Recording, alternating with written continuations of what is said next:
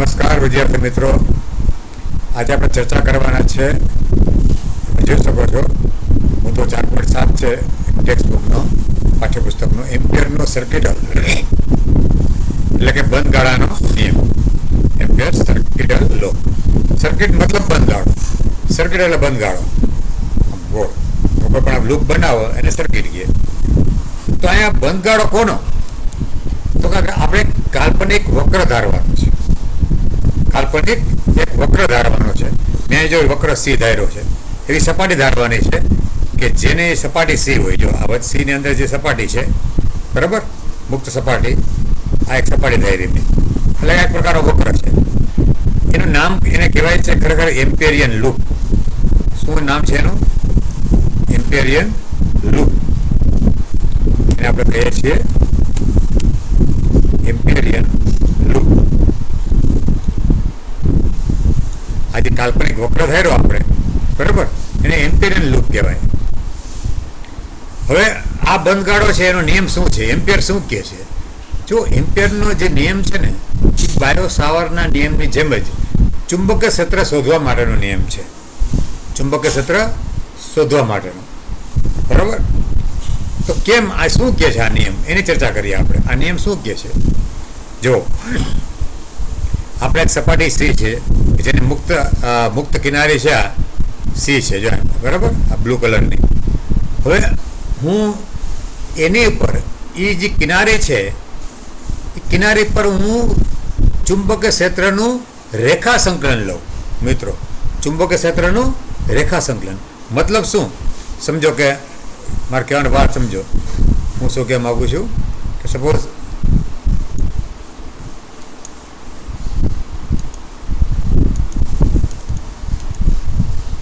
આપણે આ રીતે આ બિંદુ છે અહીંયા, બરાબર,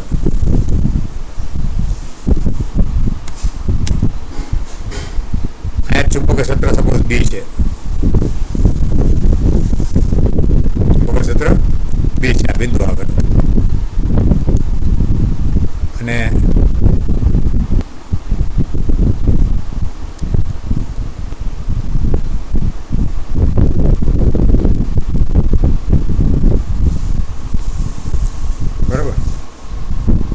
ચુંબકીય ક્ષેત્ર બી,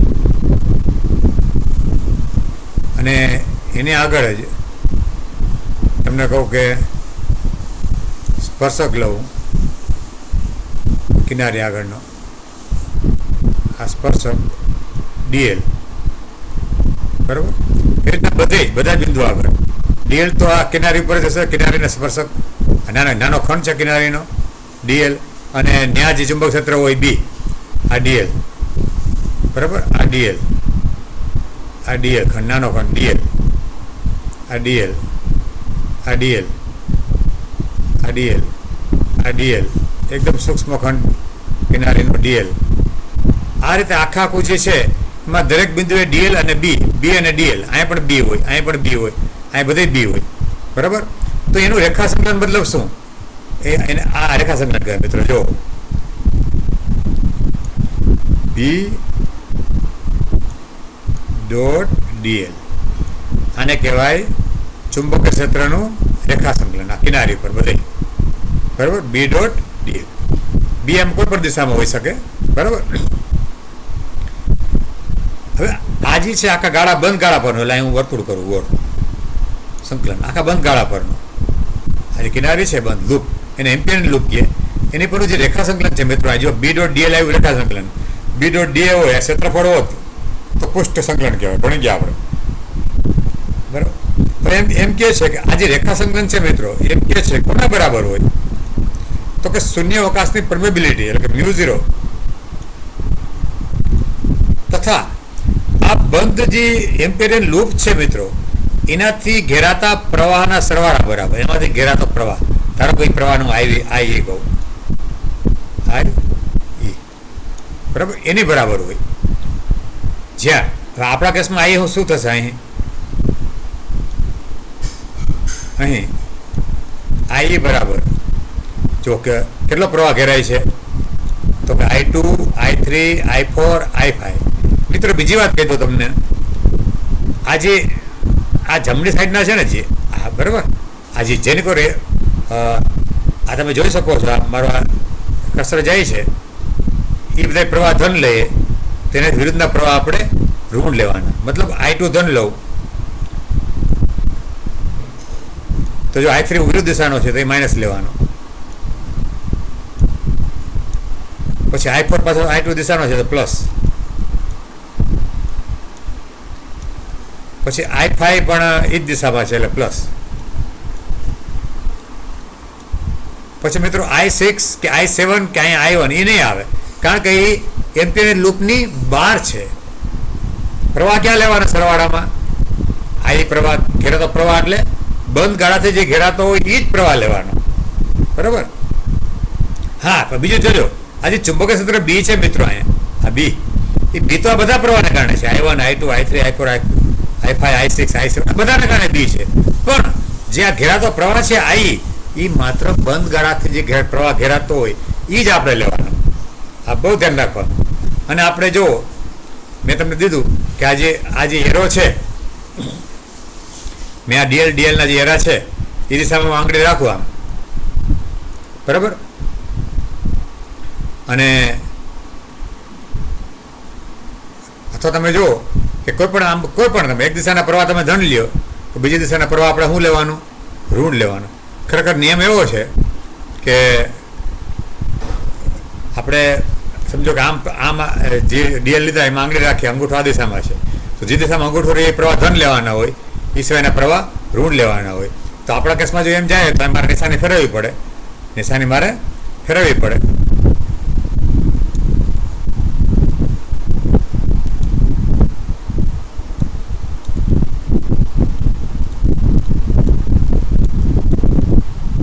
મારે શું કરવું પડશે? જો તો I2 છે એ મારે ઋણ લેવું પડશે, બરાબર. કારણ કે હું આમ રાખું અંગૂઠો તો પ્રવાહ આ દિશામાં જાય છે, બરાબર. તો એ દિશાના પ્રવાહ ઋણ.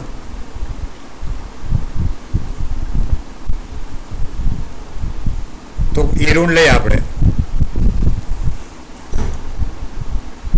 તો I2, I4 અને I5 ઋણ લેવા પડે, જ્યારે I3 પ્લસ લેવો પડે. તો આમ ચાલે,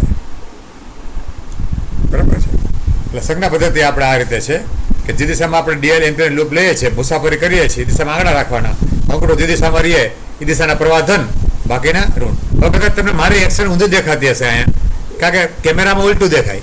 કેમેરામાં મારો અંગૂઠો ખરેખર તમને આમ દેખાય છે, તો મારા આમ ઉલટી દિશામાં હોય. અને એ તમે ધ્યાન રાખજો, હું વાત કરતો હોય ચિત્રમાં તો તમને દેખાતું નથી, ઉલટી દિશા હશે, અને એ ધ્યાનથી જોવું. હા, ચાલો આ રીતે મિત્રો છે, બરાબર. આ કામ ક્યાં લાગે મિત્રો? વધારે પડતો એમ્પિયરનો નિયમ છે એ આપણને કામ ક્યાં લાગે? તો કે સમિતિ જ્યાં સમિતિ હોય, સમિતિ મતલબ કે વર્તુળ છે ત્રિજ્યાવાળું, બરાબર. તો ત્યાં એવી જગ્યાએ સમિતિ હોય કે અંતર સમાન હોય કેન્દ્રથી, ત્યાં કામ લાગે. તો પહેલાં તો આપણે આ ચર્ચા કરી લઈએ. હવે ધારો કે આ ડીએલ છે, આ ડીએલ ભેગા થઈને છે. હવે જો બી તો બધે અચળ હોય અને આપણે સમજીએ કે બી અને ડીએલ સમાંતર છે, સ્પર્શીય ઘટક છે. બી પણ સ્પર્શક દિશામાં છે અને ડીએલ તો સ્પર્શક દિશામાં હોય જ. ધારો કે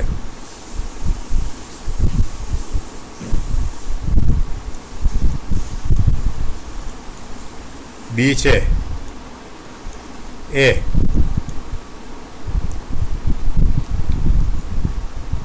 બંધ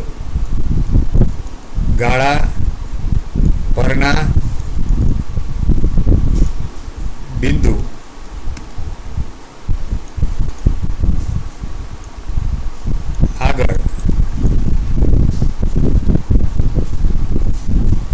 આગળના સ્પર્શકની દિશામાં છે.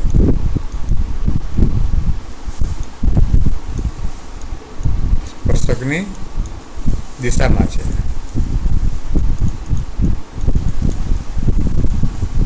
અર્થાત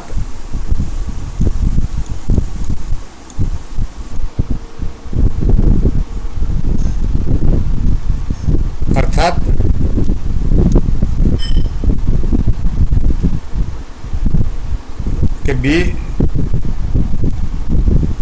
સદિશ છે એ સમાંતર છે ડીએલ સદિશ. એ તો સમાંતર હોય તો બંને વચ્ચેનો ખૂણો 0 થાય. તેથી થીટા બરાબર 0 માટે બી ડોટ ડીએલ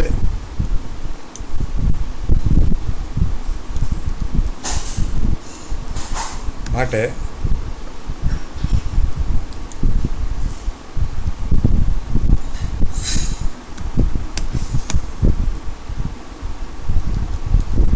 બી dot DL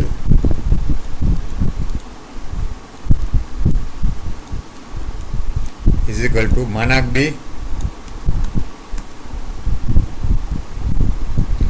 માનાક DL into cos theta એટલે કોસ 0 ડિગ્રી. ઓકે, તો કોસ 0 લે તો શું આવ્યું? બરાબર બી ઇન્ટુ ડીએલ.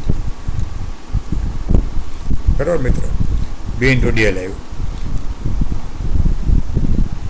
તો હવે આપણે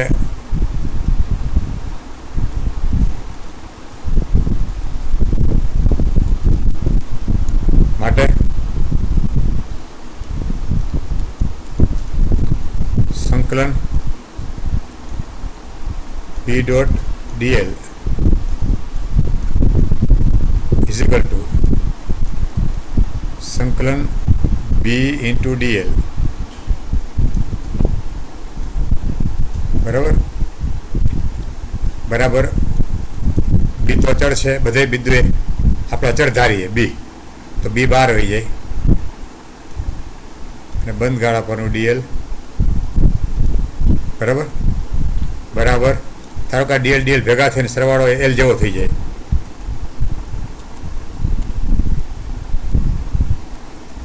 બરાબર, જો આ ડીએલ ડીએલ ભેગા થઈને એલ બની જાય છે. બરાબર, આપણે એવું ધાર્યું કે બધા બિંદુએ બી કેવું છે? સમાન મૂલ્યનું છે. બરાબર, એને જ સમિતિ કહેવાય. ત્યારે જ આ નિયમ કામ લાગે છે.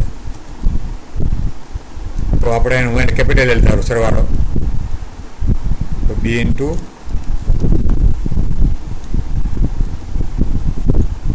કેપિટલ. બરાબર, આ પરિણામ એક.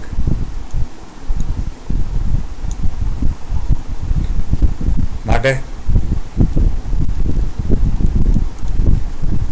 આપણે સૂત્ર છે ને એવું કે સંકલન બી ડોટ ડીએલ બરાબર μ0 ઇન્ટુ આઈ. માટે હવે આ પરિણામ એક પાસે આની જગ્યાએ શું લખી શકીએ આપણે? બીએલ μ0 ઇન્ટુ માટે બી શું થાય? બી ગોતવું હોય તો μ0 આઈ અપોન એલ.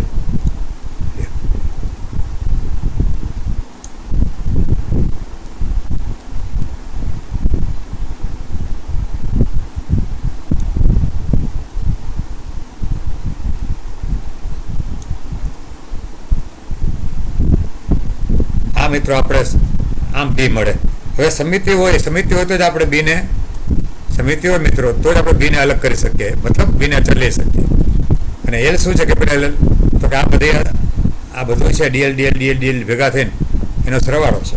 આ ડીએલ ટુકડા હોય ને DL DL DL DL DL ભેગા થઈને થઈ જાય કેપિટલ એલ. કુલ લંબાઈ, એ લૂપની લંબાઈ થઈ જાય. બરાબર,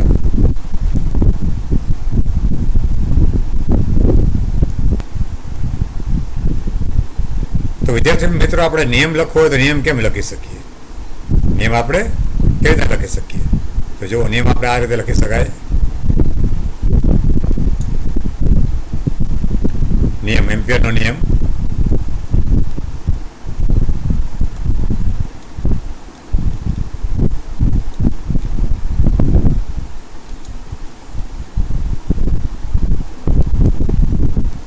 બંધ ગાળા પરનું રેખા સંકલન. ચુંબકીય ક્ષેત્રનું બંધ ગાળા પરનું રેખા સંકલન.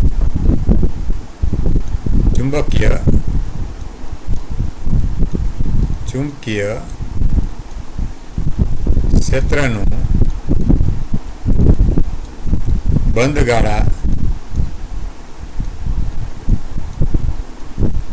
પરનું રેખા સંકલન.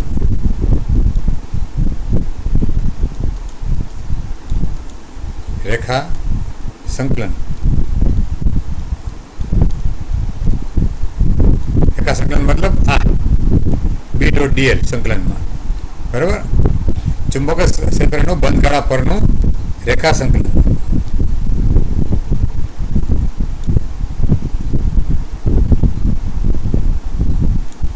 ચુંબક ક્ષેત્રનું બંધગાળા પરનું રેખા સંકલન.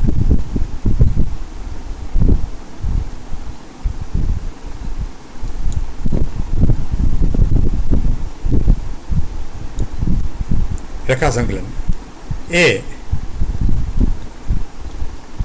શૂન્યાવકાશની પરમેબિલિટી એટલે કે μ0 એ શૂન્યાવકાશની પરમેબિલિટી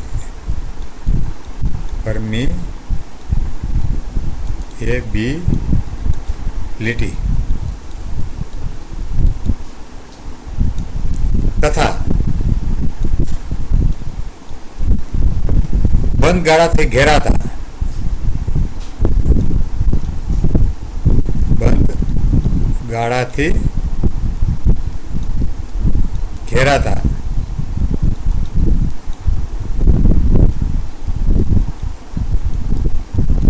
કુલ વિદ્યુત પ્રવાહ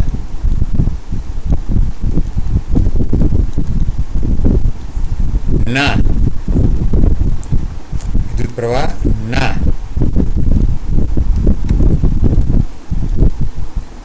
ગુણાકાર જેટલું હોય છે.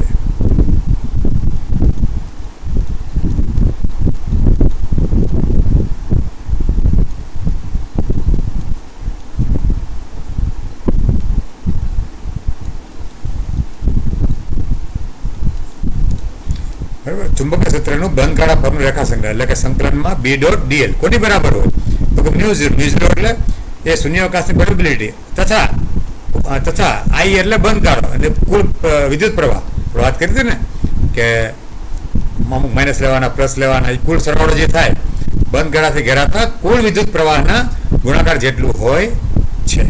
બરાબર છે મિત્રો. હવે આપણે નેક્સ્ટ ટાઈમ છે એ વિદ્યુત પ્રવાહ ધારિત સીધા લાંબા તારથી આર અંતર ચુંબક ક્ષેત્રનું મૂલ્ય કેવી રીતના મેળવી શકાય એ જોશું અને એનું સૂત્ર મેળવશું. બરાબર. ધન્યવાદ.